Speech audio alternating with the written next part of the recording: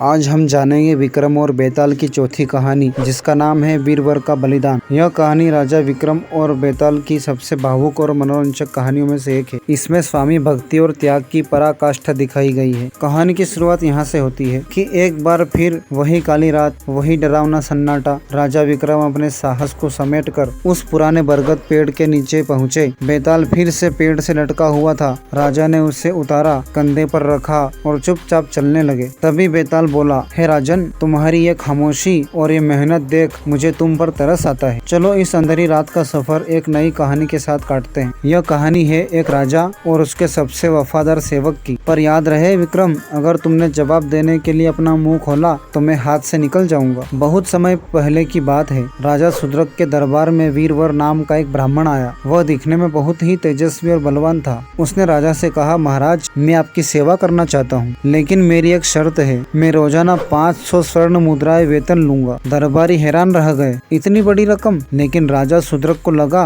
कि इस आदमी में कुछ खास बात है। उन्होंने शर्त मान ली। राजा ने चुपके से अपने गुप्तचरों को वीरवर के पीछे लगाया कि आखिर वह इतनी बड़ी रकम का क्या करता है। गुप्तचरों ने बताया कि वीरवर उस धन के 4 हिस्से करता है। एक हिस्सा गरीबों और दान में, दूसरा हिस्सा मंदिर के चढ़ावे में, तीसरा हिस्सा ब्राह्मणों की सेवा में, चौथा हिस्सा अपने परिवार के गुजारे के लिए। राजा यह जानकर बहुत अधिक प्रभावित हुए और वीरवर उनको सबसे प्रिय सेवक बन गया। एक रात महल के पास से किसी स्त्री के रोने की आवाज आई।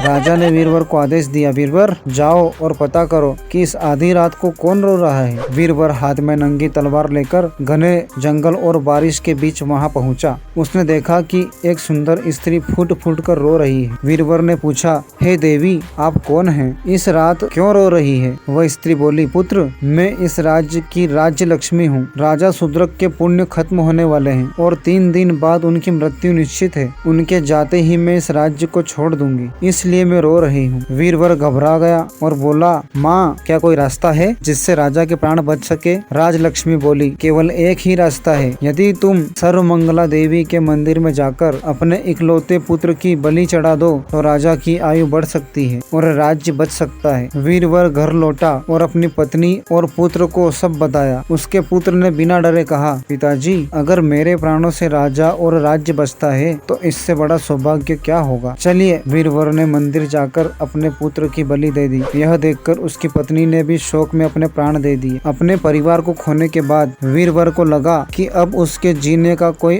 अर्थ नहीं है और उसने भी अपनी गर्दन काट ली। राजा शूद्रक, जो छुपकर यह सब देख रहे थे, स्तब्ध रह गए। उन्होंने सोचा, इतना बड़ा त्याग, मेरे जैसे राजा तो आते जाते रहेंगे, पर ऐसा सेवक फिर नहीं मिलेगा। राजा ने भी अपनी तलवार निकाली और खुद की बलि देने चले। तभी देवी प्रकट हुई और राजा को रोक दिया। देवी बोली, हे राजन, मैं तुम्हारी और वीरवर की भक्ति से प्रसन्न हूँ। मांगो, क्या मांगते हो? राजा ने कहा, हे माँ, अगर आप प्रसन्न हैं तो वीरवर और उसके परिवार को जीवित कर दे। मुझे और कुछ नहीं चाहिए। देवी ने तथास्तु कहा और सब जीवित हो गए। लेकिन बेताल रुका और बोला, बताओ विक्रम, इस कहानी में सबसे बड़ा त्यागी कौन है? वीरवर, जिसने अपने परिवार की बलि दे दी, या वो पुत्र जिसने खुशी खुशी गर्दन कटवा ली, या फिर वो राजा जो अपने सेवक के लिए प्राण देने चला गया था? अगर सही जवाब नहीं दिया तो तुम्हारे सिर के टुकड़े टुकड़े हो जाएंगे। राजा विक्रम कहता है, हे बेताल, सबसे बड़ा त्यागी राजा शूद्रक है, क्योंकि वीरवर का धर्म अपने स्वामी की रक्षा करना था,